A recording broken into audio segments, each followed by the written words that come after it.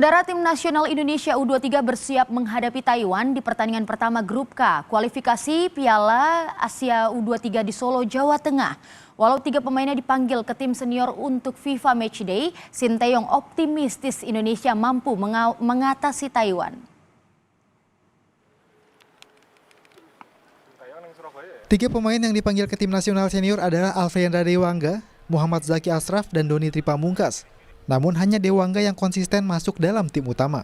Dengan demikian, tim nasional U23 tetap akan solid, walau kekuatannya berkurang 3 pemain. Pelatih Sinteyong tetap yakin bisa menang melawan Taiwan pada laga Sabtu malam. Karena sejumlah pemain naturalisasi seperti Elkan Bagot, Ivar Jenner, dan Rafael Struijk sudah bergabung di Solo. Mereka akan menjadi kekuatan timnas U23 untuk mencapai hasil maksimal di kualifikasi Piala Asia U23 ini. 지금 페파 선수들은 이제 오늘로서 이제 다 올 것이다.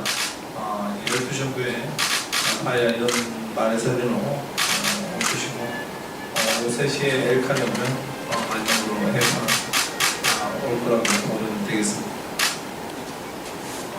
그리고 지금 A팀의 23세의 3명이 참출이 됐는데 그것 상황으로 보시고 우리가 같이만 그 선수들 8일 경기 끝나면 다시 복귀할 것입니다. 그렇기 때문에 따로 여기서 더 대체 인원들은 없지 않을 것이다 보시면 됩니다.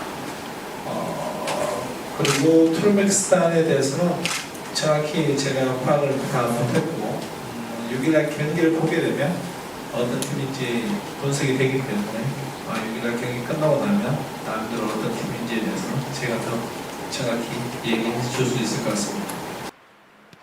Indonesia optimistis bisa menang atas Taiwan yang akan menjadi modal sebelum melawan Turkmenistan.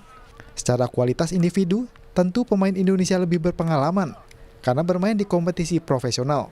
Sedangkan Taiwan banyak mengandalkan pemain dari Liga Universitas. Widi Nugroho, Kompas TV, Solo, Jawa Tengah.